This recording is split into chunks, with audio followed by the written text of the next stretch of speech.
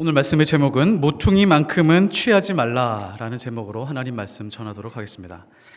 자, 오늘은 추수감사주일입니다. 자, 우리는 그동안 신앙생활 하면서 많은 추수감사주일을 지내왔습니다. 한편으로 보면 좀 식상하기도 한 이제 그런 추수감사주일이라고 할 수 있습니다. 우리 이렇게 한번 생각해 봤으면 좋겠습니다. 성경 말씀 안에 이런 말씀이 있는지 한번 생각해 보십시오. 너희는 추수했으니 하나님께 감사하라.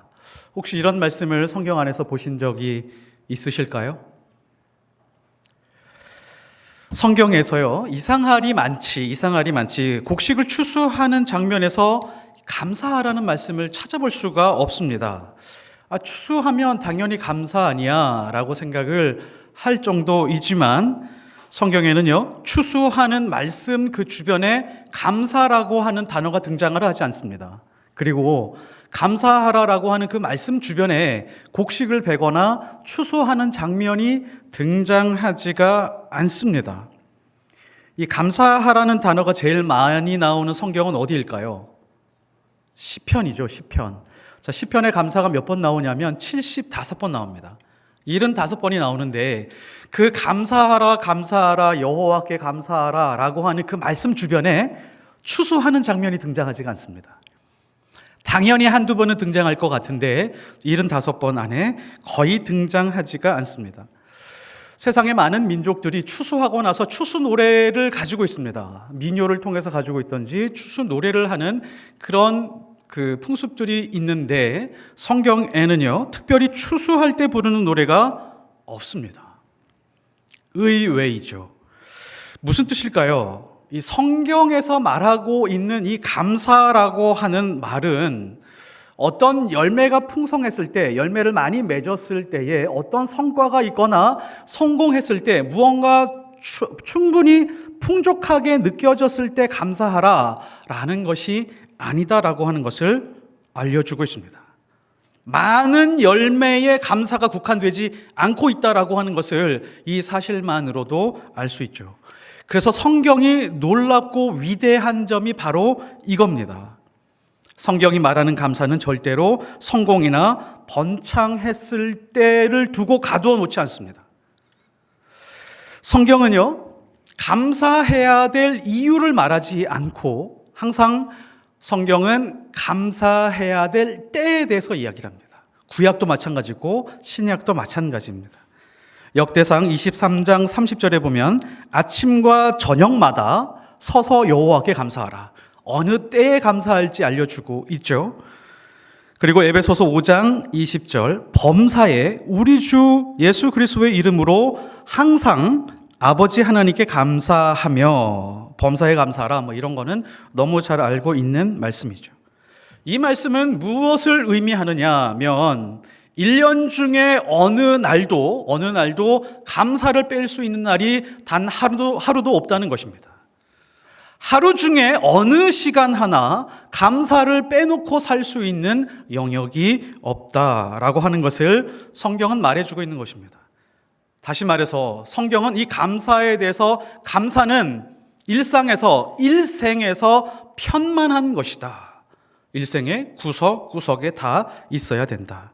감사는 성공과 번영과 승리보다는 그래서 오히려 어디에 무게중심이냐면 실패와 좌절과 고난 속에 더 무게중심을 두고 있습니다. 이게 성경의 위대한 점입니다. 성경에서 추수가 나오는 모든 장면에 감사는 없는데 특별히 하나 있는 것이 있습니다. 찬양은 있습니다. 이사야서 62장 9절에 보면 오직 추수한 자가 그것을 먹고 나서 여호와를 찬송할 것이요. 하나님 앞에서 추수하고 나서 무엇인가 열매를 거두고 나서 무언가 성공하고 나서 무언가 풍족했을 때 하나님을 찬송하는 것을 놓치지 마라. 추수하고 하나님을 찬송하는 것 매우 성경적입니다. 오늘 추수감사 음악회 있죠? 많이 참여하시기 바랍니다. 우리는 언제나 말씀을 받을 때요, 이렇게 하는 본능적인 생각을 가지고 있습니다. 나에게 얼마나 많이 은혜가 되느냐, 얼마나 내 귀로 잘 들려오느냐, 그리고 얼마나 나의 상황에 대해서 딱 맞춤으로 설명해 주고 있느냐를 설교의 기준점으로 잡고 설교를 항상 듣고 있습니다. 하나님의 말씀을 들을 때 가장 중요한 것은 무엇이냐? 하나님이 중요하게 생각하는 것이 무엇인지에 초점이 있습니다. 이렇게 초점을 이동해 놓으면 어느 누가 설교를 하더라고 할지라도 하나님이 무엇을 중요하게 생각하는지만 캐치해낼 수 있다면 어떤 말씀을 통해서라도 은혜를 누릴 수가 있습니다. 우리는 간혹 함정에 빠지는 경우가 있죠. 저분이 설교하면 나는 들을 거야. 저 사람이 설교하는 거는 어떤 말을 하든지 나는 은혜 받을 준비가 되어 있어. 사람의 초점이 있지만 성경은 그렇지 않습니다. 성경에서 하나님이 중요하다라고 강조하고 있는 것이 무엇인지를 붙잡는 것입니다. 그러면 어느 한 사람이 설교를 한다라고 할지라도 저분을 통해서 하나님이 무엇을 중요하다라고 말씀하고 있구나라고 하는 것을 붙들 수 있다면 우리는 말씀 위에 바로 설 수 있습니다. 오늘 말씀이 그렇습니다. 레위기 19장 9절에 보면 너희가 너희 땅에서 곡식을 거둘 때에 여호와께 감사하라 이렇게 말씀했으면 자연스러웠을 텐데 그런 말이 나오지 않습니다. 23장 22절 너희 땅에 곡물을 벨 때에 그러니까 추수할 때에 여호와께 감사하라 라고 하면 좀 더 자연스러웠을 텐데 그렇게 나오지 않습니다. 두 말씀 중에 어디도 그런 말씀이 나오지 않습니다. 왜 그렇을까요? 이 부분도 중요합니다. 감사를 생략하고 있죠. 하나님이 감사보다도 훨씬 더 중요하게 생각하고 있는 것을 강조하고 있기 때문입니다. 정말 중요하게 생각하는 것이 무엇이 있을까요? 한번 잡아내시기 바랍니다. 19장 9절 너희가 너희의 땅에서 곡식을 거둘 때에 추수할 때에 너는 반 모퉁이까지 거두지 말고 내 떨어진 이삭도 줍지 말며 내 포도원의 열매를 다 따지 말며 내 포도원에 떨어진 열매도 줍지 말고 그 다음에 이유를 이야기합니다. 가난한 사람과 거류민을 위하여 버려두라. 나는 너희의 하나님 여호와니라. 하나님은 레위기 19장 이 9절에서 10절까지 말씀을 하고 나서 안심이 되지 않으셨던 것 같습니다. 23장 22절에 한 번 더 강조를 하고 계시죠. 너희 땅에 곡물을 벨 때에 추수할 때에 반 모퉁이까지 다 베지 말며 떨어진 것을 줍지 말고 왜요? 그것을 가난한 자와 거류민을 위하여 남겨두라. 나는 너희의 하나님 여호와이니라. 자, 여기서 잡아내셨습니까? 강조하고 있는 부분이 뭐냐면 가난한 자와 거류민입니다. 가난한 자와 거류민, 나는 너희 하나님 여호와니라. 똑같이 맨 끝에 마무리로 이 말씀을 놓고 있어요. 이게 뭐냐면 마치 굉장히 중요한 문서에 직인을 찍어 놓은 것과 같습니다. 혹은 인감 도장을 찍어 놓은 것과 같습니다. 나는 너희 하나님 여호와노라. 내가 앞에 말했던 것을 반드시 지켰으면 좋겠다. 언제요? 추수할 때. 추수할 때 다른 거는 다 지키지 않아도 좋은데 이것은 꼭 지켰으면 좋겠다. 자, 오늘 말씀에서 굉장히 중요한 부분이 하나가 있습니다. 하나님께서 우리에게 주신 말씀, 이 말씀에서 보면 몫을 구분해 주셨어요. 네가 수고해서 거두었던 모든 열매들이 있는데 그 열매들이 전부 다 너의 몫 아니다. 그 열매 중에 일부는 하나님의 것도 있고 그 열매 중에 일부는 그 곡식 중에 일부는 특별히 모퉁이에 있는 것은 이웃의 몫이야. 그래서 몫을 구분해 주셨다라고 하는 것이 굉장히 중요합니다. 이것을 다른 말로 바꾸면 우리 수입에도 모퉁이가 있다라고 하는 것을 알 수 있죠. 지금 너희들이 벌고 있는 그 수입, 월급 혹은 연봉, 그것도 모퉁이가 있어. 자, 모퉁이를 어떻게 할 거니? 라고 우리에게 질문하고 있는 것과 같습니다. 아까 앞서서 말씀드렸던 것처럼 레위기에서 두 번이나 강조하고 있다라고 하는 것은 하나님이 굉장히 중요하게 생각하고 있다는 것입니다. 또 하나는 하나님 입장에서 봤을 때 하나님의 백성들에게 이 말씀을 주면 한 번 말해서 잘 듣지 못할 것이다 라고 하는 그런 생각을 가지고 주신 것입니다. 왜 그럴까요? 가나안 땅의 특성이 있습니다.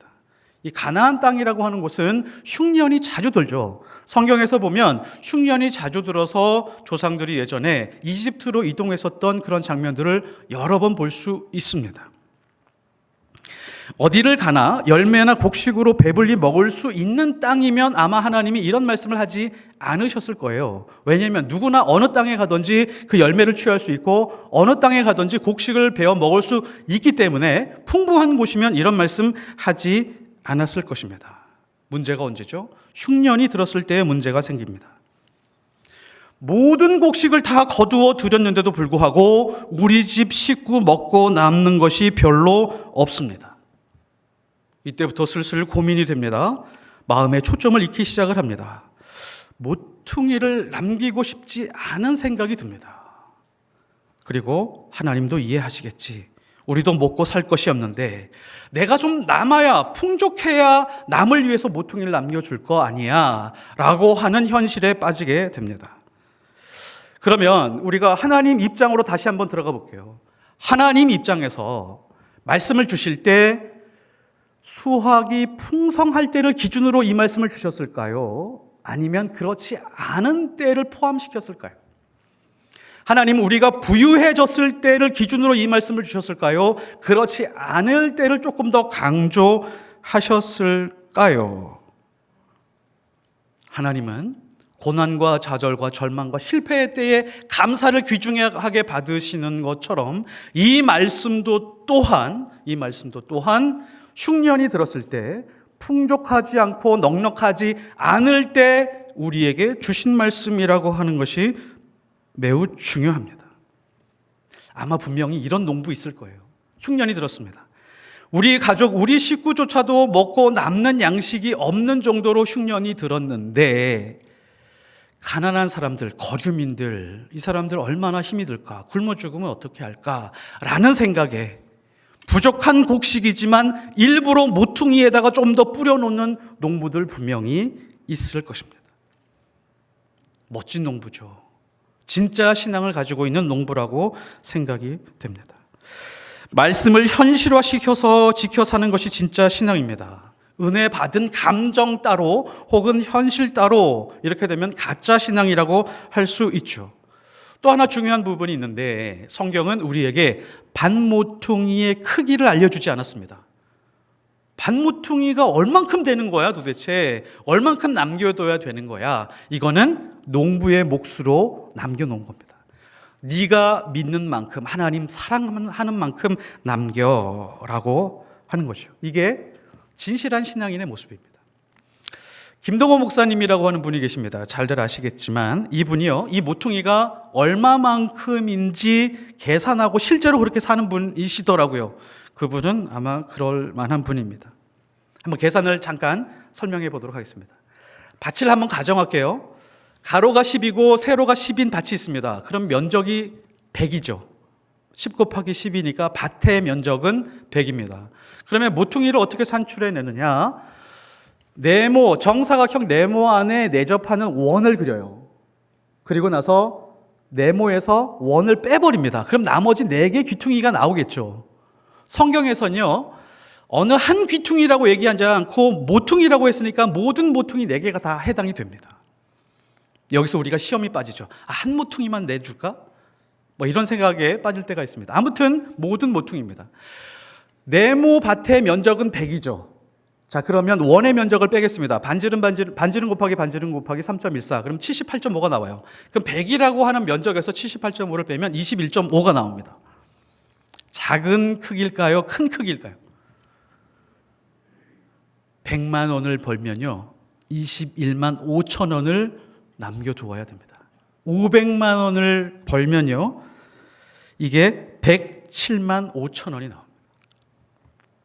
자, 이제 슬슬 시험에 들기 시작하시죠. 아까 쉽게 대답한 게 이게 만만치 않구나 라는 생각이 드시죠.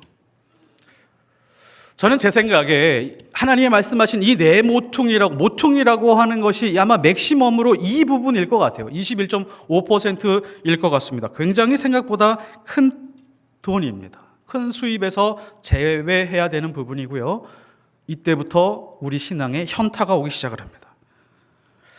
자, 우리는 이런 식으로 하나님의 말씀이 도전이 되면 더 쉬운 말씀 없을까라는 생각으로 다른 말씀을 찾아보게 됩니다. 비슷한 말씀이 있습니다. 신명기 14장 28절. 여기 보면 매 3년 끝에 그해 소산에 그해 추수한 것의 10분의 1을 다 내어 내 성읍에 저축하여 너희 중에 분깃이나 기업이 없는 레위인이나 내 성중에 거류하는 객과 고아와 과부들이 와서 먹고 배부르게 하라. 그리하면 내 하나님 여호와께서 내 손으로 하는 범사에 내게 복을 주시리라. 조금 더 쉬운 말씀인 것 같아서 한번 계산해 보도록 하겠습니다. 3년 동안 곡식을 수수했잖아요. 지금으로 바꾸면 수입으로 바꿀 수 있습니다. 연봉이죠. 연봉 5천이라고 한번 보겠습니다. 그러면 3년 동안 3년 끝에 연봉 5천이면 10분의 1이면 500이죠. 이것을 36개월, 3년 끝이니까 3년 평균으로 나누면 얼마가 나오냐면 13만 8,888원이 나옵니다. 매달 이 정도를 따로 떼어서 기업이 없는 레위인과 가난한 사람 객과 레위와 고아와 과부를 위해서 남겨두어라.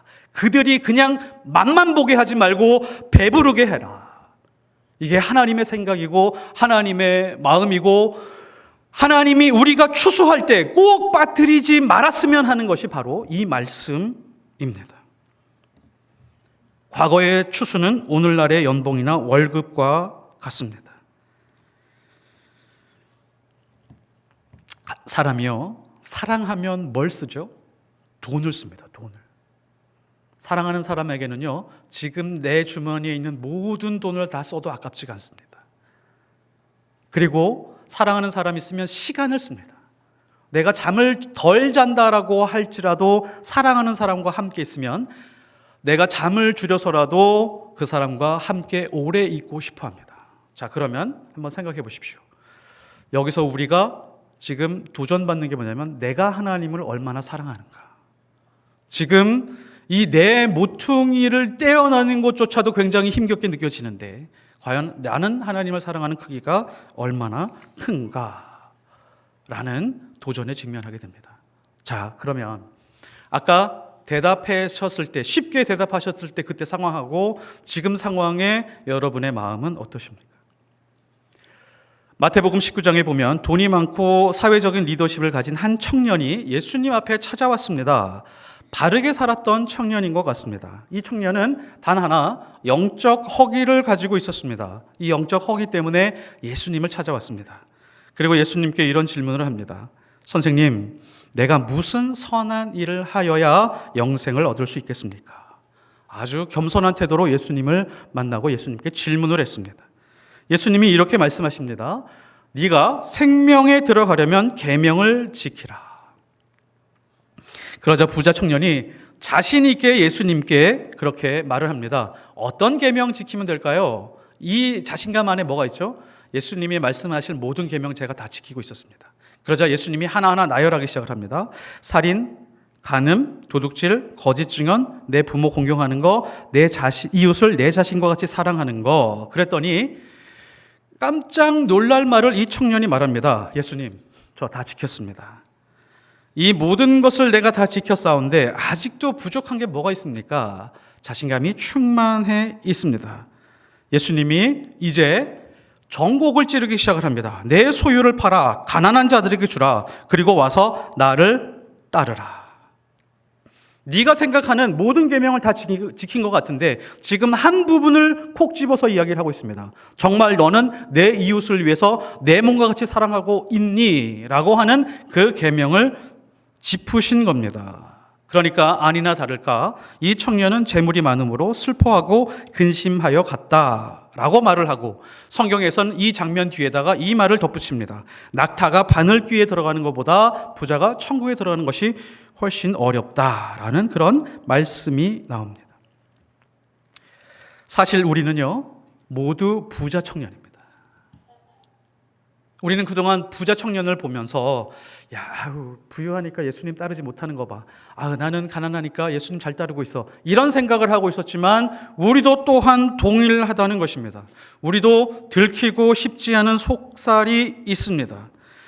부자 청년에게 재물을 팔아서 가난한 자에게 나눠주라고 하니까 슬퍼하고 근심했었던 것처럼 우리도 또한 모퉁이를 포기하라고 하니까 마음이 불편해지기 시작을 합니다. 하나님이 우리에게 모퉁이 취하지 말라고 하니까 회피하려고 하고 변명하려고 하고 도망가려고 하고 저항하려고 합니다. 세상에 뿌리 박은 야망이 있고 욕심이 있고 탐욕이 있습니다. 하나님이 거저 주신 이 생명이라고 하는 은혜에도 불구하고 아직과 교만과 독선과 탐욕이 숨어 있습니다. 그리고 거기에서 비롯되는 열등감과 시기와 질투와 불평과 원망이 있습니다. 이것이 우리가 숨기고 있는 속살입니다. 이 속살은 언제 제거되기 시작을 할까요? 오늘 말씀에 순종할 때입니다. 모퉁이를 조금씩 포기하기 시작할 때입니다. 우리 수입에서 모퉁이를 떼어서 내는 것은 거의 죽음을 맛보는 것과 같습니다. 심리적으로 다 빼앗기는 것 같습니다. 차라리 죽여라 라고 말하고 싶은 생각이 들 때가 있습니다. 그런데 우리는 바로 그 지점에서 감사가 시작이 됩니다. 왜요? 자기 부인이 시작되기 때문입니다. 나 자신을 부인하지 못하면 모퉁이를 포기하기가 어렵습니다. 나의 좌절로 누군가의 희망을 주는 시간입니다. 십자가를 따르는 시간입니다. 누가복음 9장 23절. 아무든지 나를 따라오려거든 자기를 부인하고 날마다 제 십자가를 지고 나를 따를 것이라. 이 모퉁이 안에서 하나님을 사랑하는 것과 이웃을 사랑하는 것이 압축되어 있습니다. 뿐만 아니라 자기를 부인하는 십자가도 있습니다. 순도 높은 신앙이 이 모퉁이 안에 있습니다. 그래서 레위기에서 2번이나 하나님께서 우리에게 강조하신 거죠. 그런데 우리는 이 말씀들을 그냥 점프해 가서 살았던 날들이 더 많습니다. 말씀대로 산다는 것은 가장 확실한 방법은 무엇일까요? 돈을 어떻게 쓰는가 보면 됩니다. 유진 피터슨이 말하는 현실의 뿌리박은 영성, 이것은 모든 현실이 돈으로 이루어졌기 때문에 숨만 쉬어도 돈을 써야 되기 때문에 우리의 영성은 정확히 돈에 뿌리박은 영성이라고 할 수 있습니다. 돈을 회피하면서 우리의 영성이 높아지는 사례는 거의 없습니다. 그래서 교회는 부흥운동을 하는 곳이 아니라 모퉁이를 확장해 가는 곳입니다. 그래야 하나님 나라가 확장이 됩니다. 앞에 있는 말씀들이 너무너무도 부담스러우셨다면 이웃을 내 몸과 같이 사랑하라 라고 하는 것을 어떻게 실천할까 라고 하는 고민을 가지고 계시다면 이 정도 수준도 괜찮을 것 같습니다. 보험을 들고 계시죠. 내 몸을 위해서 보험을 들고 계시죠. 내 몸과 같이라고 했으니까 내가 들어있는 보험 수준하고 또 비슷한 수준에서 다른 사람에게 도와주는 겁니다. 그러면 내 이웃을 내 몸과 같이 사랑하는 방법이 되겠죠. 구체적으로 실천할 수 있습니다. 물론 가난하고 힘든 분들도 계십니다. 빚이 너무 많아서 힘겹게 살아가는 분들도 계십니다. 이분들은 어떻게 하느냐? 내가 가지고 있는 그래도 무언가 물질들 중에 10,000원이건 20,000원이건, 어떤 분들은 10,000원을 누군가를 도와주어도 심리적인 충격이 있는 사람들이 있습니다. 살짝 심리적인 충격이 있는 그 지점이 바로 이웃 사랑을 실천하는 그 지점입니다. 돈의 크기, 퍼센트 이거보다도 실제로 내가 살짝 마음의 충격을 가지고 이웃을 섬기겠다라고 하는 그 지점이 바로 우리의 영성이 살아나는 지점입니다. 곡식을 벨 때에, 과일을 수확할 때, 곡물을 벨 때, 추수감사절에 우리에게 주시는 말씀입니다. 모퉁이에서 하나님이 주시는 은혜와 영광을 누리시기를 예수 그리스도의 이름으로 축복합니다.